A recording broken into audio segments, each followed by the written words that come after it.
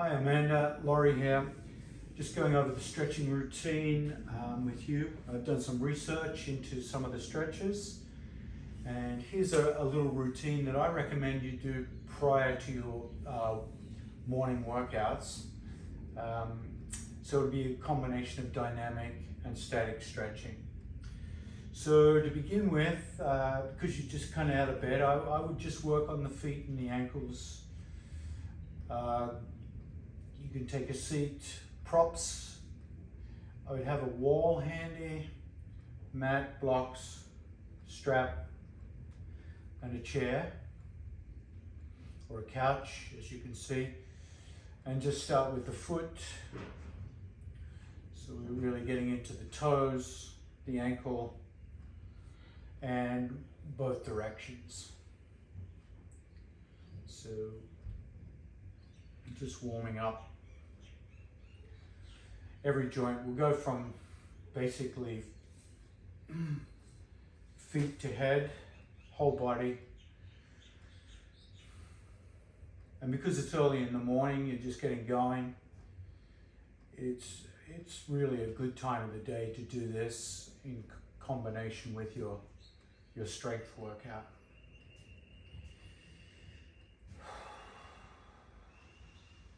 Don't forget to reverse and do both sides, both directions. And then we're going to move from the ankles. We're going to use the wall on the next one.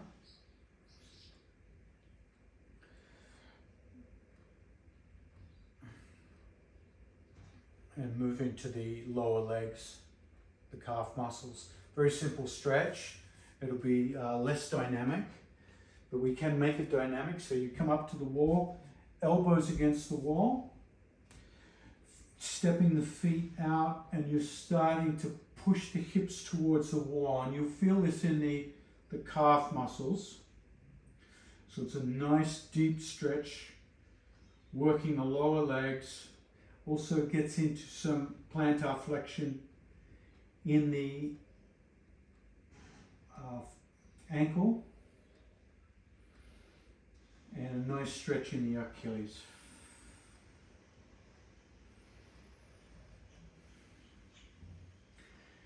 And depending on your tightness, you can do this longer or shorter than what I'm doing.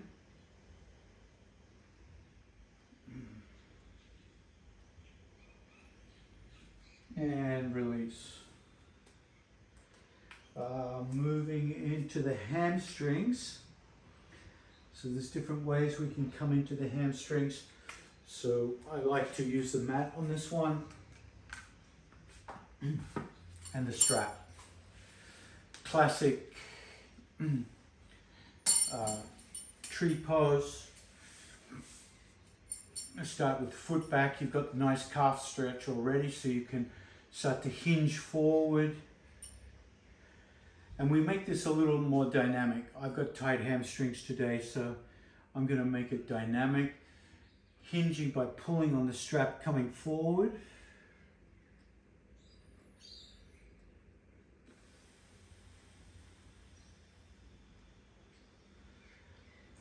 And you can do that up to 10 or 12 times, and then hold. When you hold, you can start to work on a slow, gradual, static stretch. Beauty about this one is it's also going to hit the low back as well. You can drop the head towards the knee if you want to round the back. So it's a nice start to the posterior chain of the body.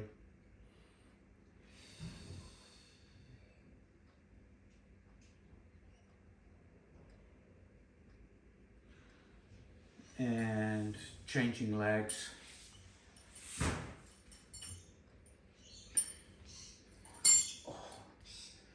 And once again, start with dynamic. Pulling against the strap and then releasing the pull. Starting to hit that hamstring.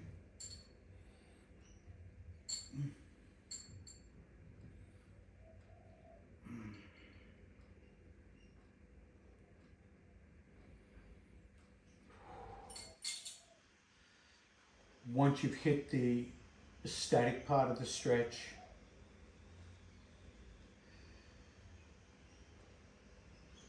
you can walk your hands gradually closer to the foot.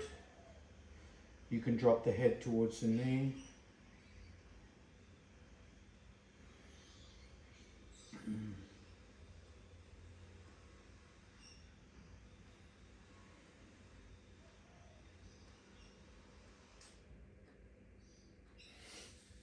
And release.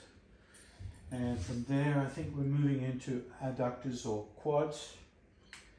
So you can see we're just progressively moving up the body. So adductors, we can do the adductors in a number of ways, but I'm going to use the wall again for the adductors. So coming up to the wall,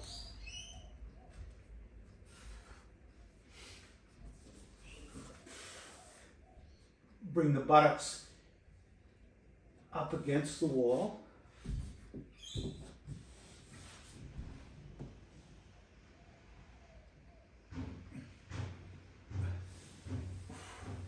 I've got a bit of a sore rib going on here, so bear with me.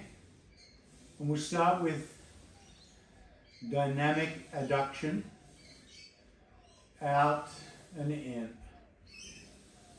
Toes curled back. And the reason I like it up against the wall is it really does give the time for the back to settle.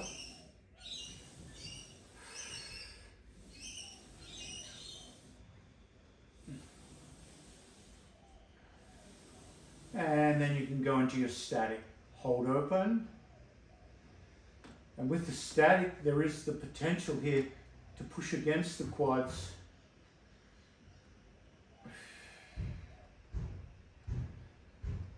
Creating a nice isometric push. That's really going to help. Also lengthens the spine. Tractions out the spine.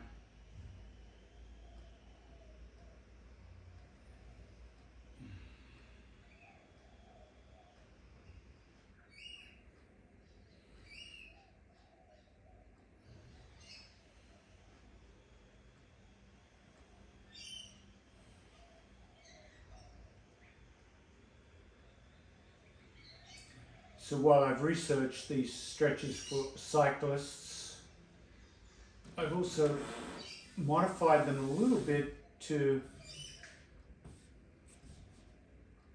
join the work that I've done over the years. Like I've done a lot of wall work with my stretches. Next one, I'm going to move on to the quads. So the quads, I'm going to recommend that you lay down on a couch. You grab the quad and you simply pull it back. Now you can have the other leg bent, or you can have it straightened. Just depending on how it feels. This is a nice way to get into the quad.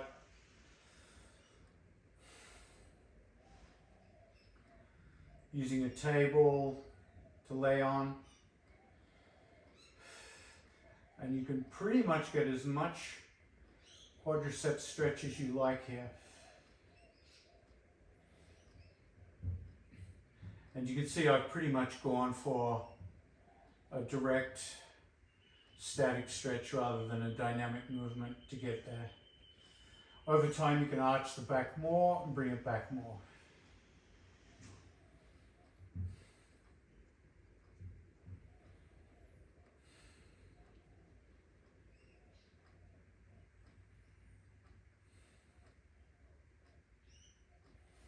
And release, change sides.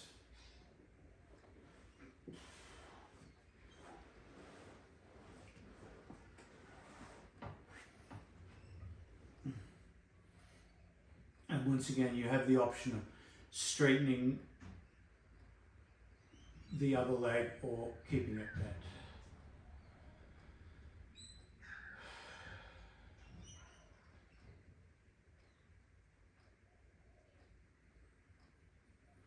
You've done a lot of yoga with me over the years, so obviously anything I'm offering you here today, you can modify in different ways, just depending on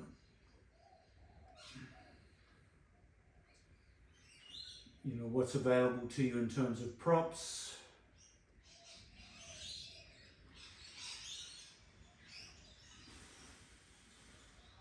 And you've seen many ways we can do the quadricep stretch. So releasing that. And I'm assuming we're going to move into the glutes now. Glutes, low back area. Let's just have a look.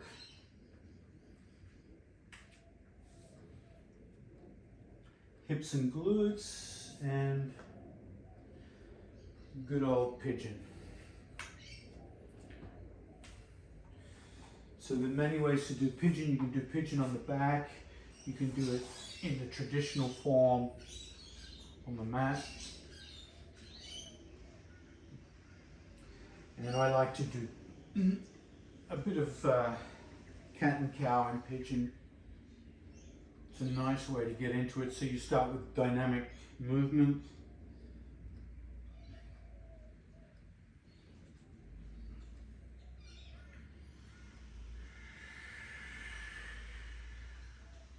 You can do it on your back. And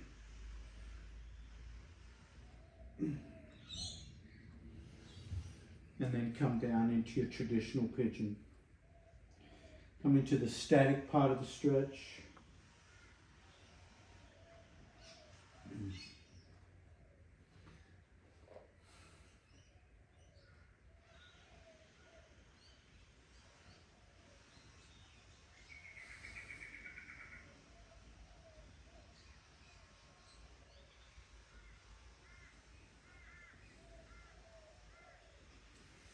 And then changing sides. If you want to do cat and cow in between sides, you can. I like to do that, just to keep the spine flexible. And walking back that back leg, pointing the toes, cat and cow, inside pigeon.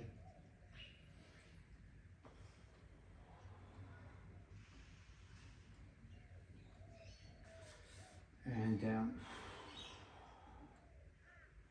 Holding your static.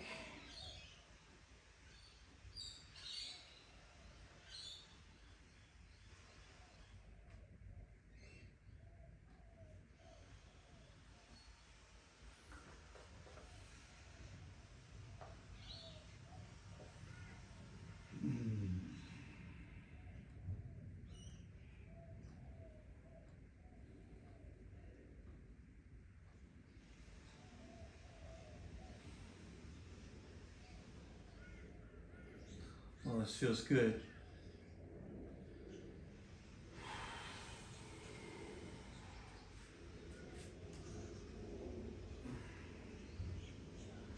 And then slowly releasing pigeon. And we're going to go moving further into the torso now and the mid and upper back. So I'd like to do this against the wall again. You can always use a couch as a prop. But I'll show you how to use the wall, because the wall gives us some nice variations here. I'll take my mat up against the wall.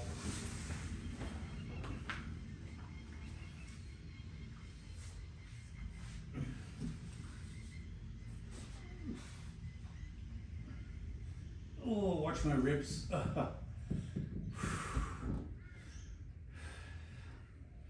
So we'll start with legs up against the wall, so it comes back to the hamstrings just for a little bit, and then bending, bringing the feet down about knee level, hip width distance apart, and just push into the wall and come into a wall pushed bridge elevation and then lower down. So we start with that dynamic movement. This is going to massage out mid and upper back. It's going to move into the neck.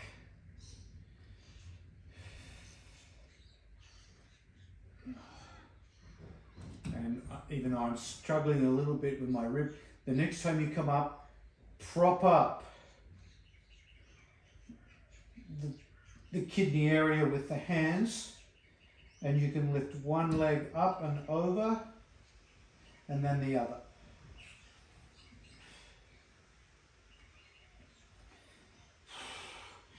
You can bend the knees and straighten the knees, just working the dynamics of the knees again.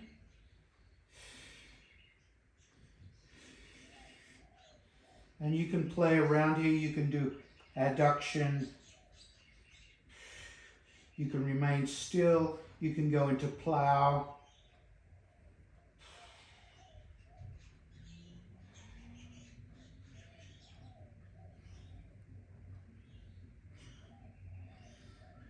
A few more breaths here.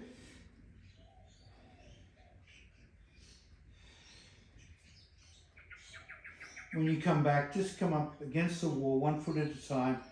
Slowly lower down.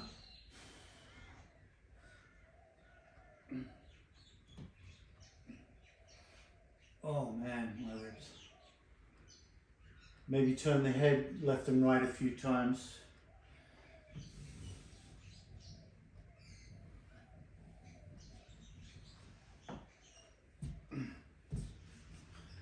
And where are we moving to next? Probably around the shoulders, I'm guessing.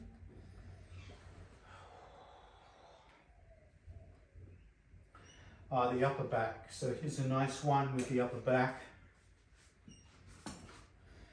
Simply bending the knees and hugging underneath the hamstrings,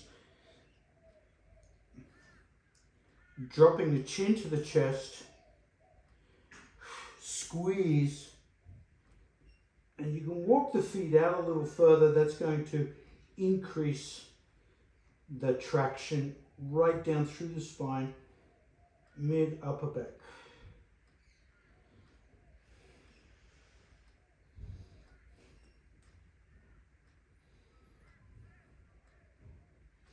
And release. So that's also brought some posterior deltoid stretch in as well, which is nice. And the next one, you can take a seat on a block or come into a kneeling position.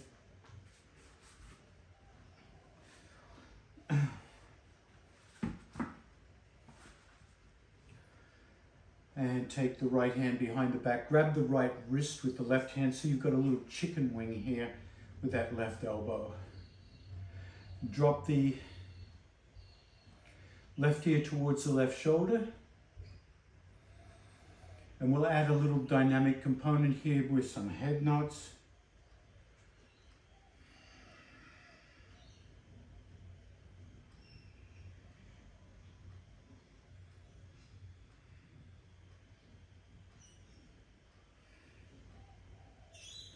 And then gently bring the head to neutral.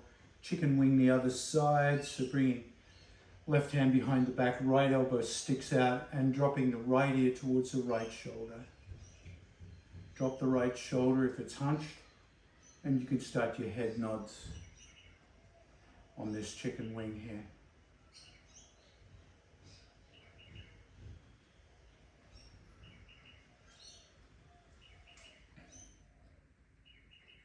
I might even add that to today's yin class. I like that one. And release. And we'll get into the pecs here, which is going to be great, especially as a cyclist. You're constantly having the pecs flex in that rounded position over the handlebars. So this is a nice one. Come up against a chair. Chair's a good prop here. And we're simply going to reach the arms out, spread the knees, and drop the chest towards the floor, getting that big stretch right across the pecs into the shoulders as well. You could do the same with a puppy stretch if you prefer on the mat, or even extended child's pose can give you a similar feeling. And slowly release. Coming back to a bit of shoulder work. Left and right side. Hook elbow. Pull down on the shoulder.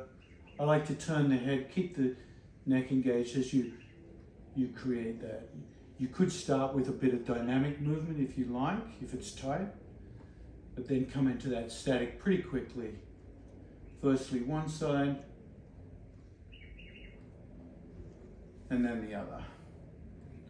My other shoulder's a little sore, so I'll start with some statics, some dynamics, and then before I come into the stretch, turning the head to the other side.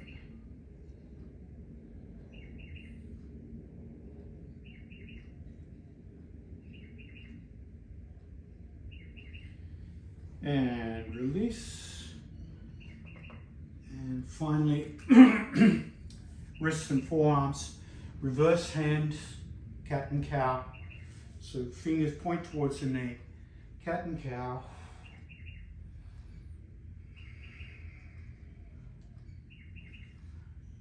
And again, great for cyclists who are constantly in that gripping motion, breaking up the adhesion in the wrists, in the forearms.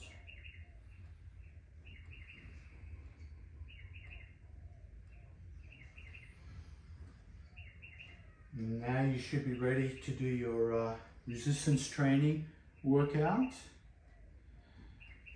and be fully stretched out and energized at the same time. Great, Amanda. See how that goes and let me know. Take care.